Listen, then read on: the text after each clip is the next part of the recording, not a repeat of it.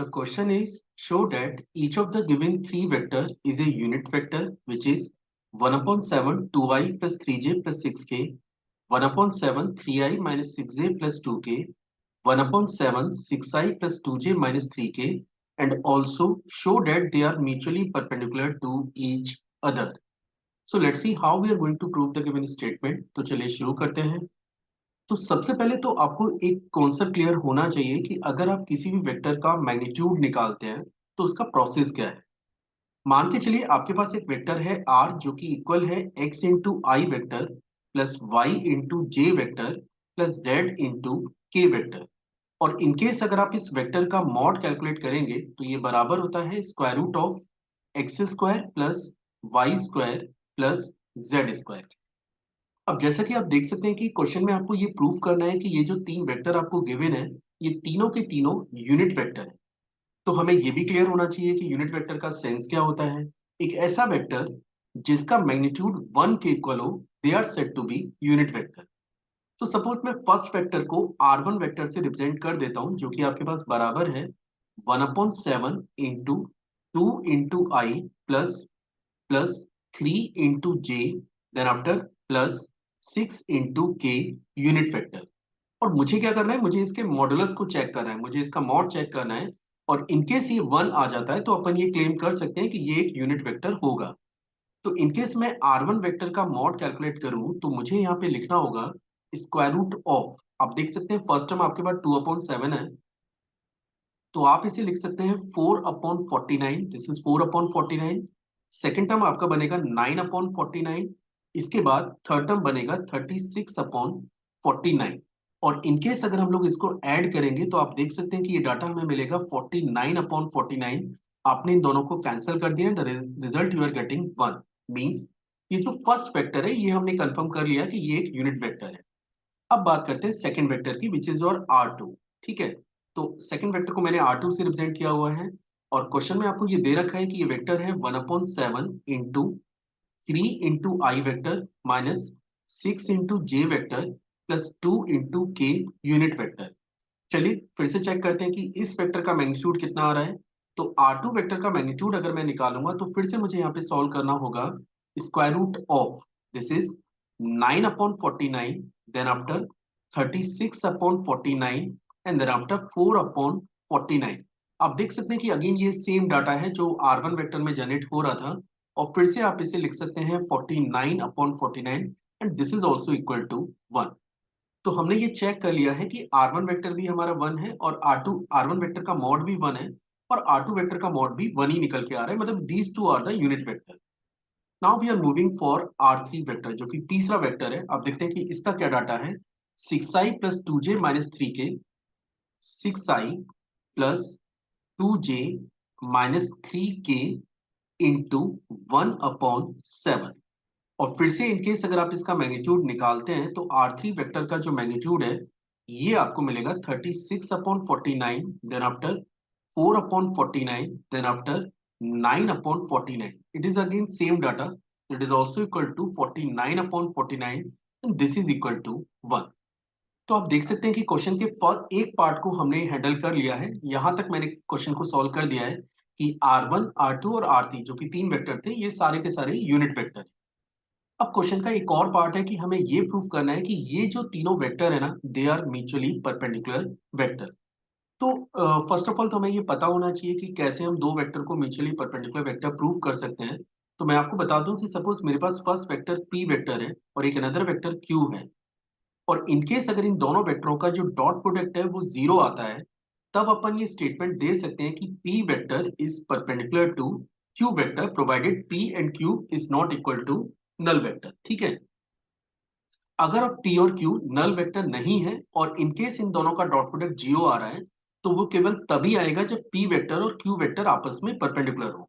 For example p dot q की अगर अपन बात करें तो ये बराबर होता है mod of p into mod of q into cos of theta, where theta is the angle between p vector and q vector. Let ये आपका p वेक्टर है, ये आपका q वेक्टर है और ये इन दोनों के बिटवीन का एंगल है थीटा। जैसा मैंने कहा कि अगर p vector non zero vector है, let p vector is non zero vector and q vector is also non zero vector, अगर ये दोनों वेक्टर नॉन जीरो है और स्टिल अगर ये क्वांटिटी जीरो आ रही है, ऐसा तभी होगा, देखिए ये डाटा आपका नॉन जीरो है, ये डाटा आपका नॉन जीरो, और स्टिल अगर ये डाटा जीरो आ रहा है तो ऐसा तभी जनरेट होगा जब थीटा आपके पास 90 डिग्री हो। मींस अगर मुझे ये प्रूव करना है कि दो वेक्टर आपस में परपेंडिकुलर हैं तो उनका जो डॉट प्रोडक्ट है वो जीरो आना चाहिए। यहाँ पे एक और टर्म है, mutually perpendicular to each other. Means आपको रेंडमली हर एक पेयर को सेलेक्ट करना है। जैसे यहाँ पे तीन वेक्टर है, एक R1 है, एक R2 है और एक R3 है। तो पहले हम R1 और R2 को चेक करेंगे, फिर R2 और R3 को चेक करेंगे, और फिर उसके बाद R1 और R3 को चेक करेंगे, और देखते हैं कि ये सारा डाटा जीरो के इक्वल आ रहा है या फिर नहीं आ रहा है। तो सबसे पहले तो मुझे ये सारे वेक्टर्स को मेंशन करना पड़ेगा। R1 वेक्टर की अगर अपन बात करें तो R1 वेक्टर हमारे पास था 2i plus 3j plus 6k, that is 1/7 2i plus 3j plus 6k के, ये आपका R1 वेक्टर है। R2 वेक्टर की अगर अपन बात करें तो R2 वेक्टर का डाटा हमारे पास है 3i minus 6j plus 2k into 1/7, और R3 वेक्टर का डाटा हमारे पास है, दैट इज R3 वेक्टर।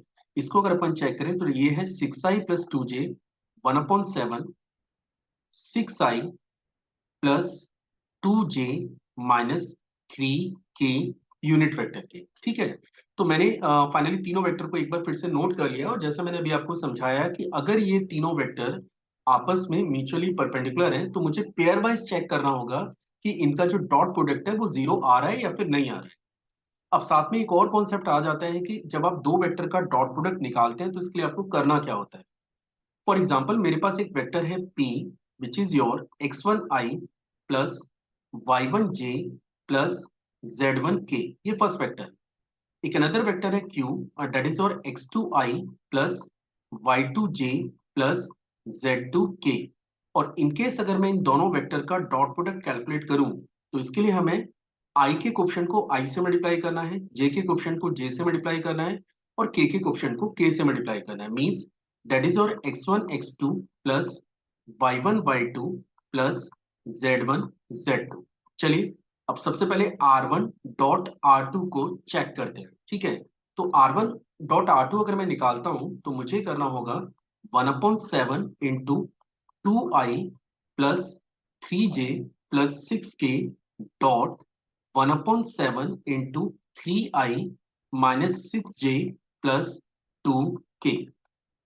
अब यहाँ पे आप चेक कर सकते हैं कि ये रिजल्ट बनेगा 1/49। सबसे पहले मैंने स्केलर को अलग से मल्टीप्लाई कर लिया, और अब मुझे आई के कोफिशिएंट को आई से, जे के कोफिशिएंट को जे से, और के कोफिशिएंट को के से मल्टीप्लाई करना है। तो फर्स्ट टर्म बनेगा 6, अगला बनेगा -18 and the last one is 12। तो आप देख सकते हैं कि ये डाटा आपका जीरो मिल जा रहा है। It means R1 vector is perpendicular to R2 vector. चलिए अब R2 डॉट R3 को चेक कर लेते हैं, है ना। तो R2 डॉट R3 अगर आपको चेक करना है तो R2 वेक्टर तो आपके पास है 1/7 3i minus 6j plus 2k, और इसका डॉट प्रोडक्ट करना है R3 से। तो R3 का डाटा आप चेक कर सकते हैं, that is 6i plus 2j minus 3k, that is 1/7 6i plus 2j plus 2j minus 3k। चलिए अब इसको भी चेक करें, दैट इज 1/49 इंटू 18 माइनस 12 और माइनस 6। आप चेक कर सकते हैं कि ये क्वांटिटी भी जीरो निकल के आ रही है। अच्छा, एक और चीज मैं यहाँ पे शेयर कर देता हूँ, मे बी आप यहाँ पे हल्का सा कंफ्यूज हो रहे होंगे।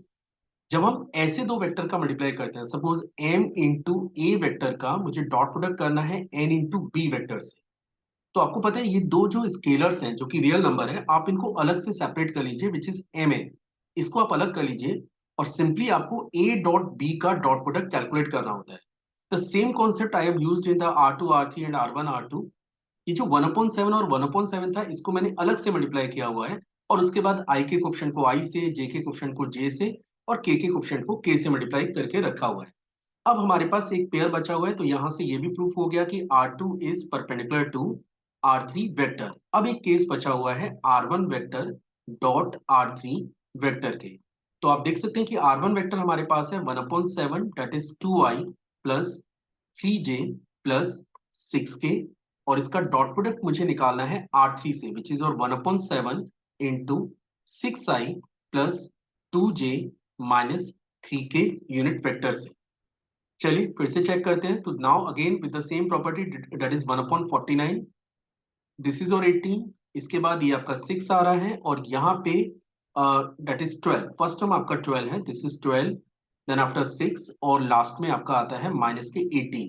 तो आप चेक कर सकते हैं कि ये वैल्यू भी आपको जीरो मिल रही है। तो यहाँ पे हमने ये भी क्लेम कर दिया कि R1 is also perpendicular to R3। तो आपने देखा कि R1 R2 के परपेंडिकुलर है, R2 R3 के परपेंडिकुलर है और R1 R3 के भी परपेंडिकुलर है। मींस R1 R2 R3 अगर मैं इन तीनों वेक्टर्स पे कमेंट करूं तो ये लगभग ये शेप जनरेट करेंगे, that this is your R1, this is R2 and this is your R3 vector. तो यहाँ पे आप देख सकते हैं कि ये एंगल भी 90 डिग्री है, ये एंगल भी 90 डिग्री है और ये एंगल भी 90 डिग्री है। तो means R1 R2 and R3 are mutually perpendicular vectors।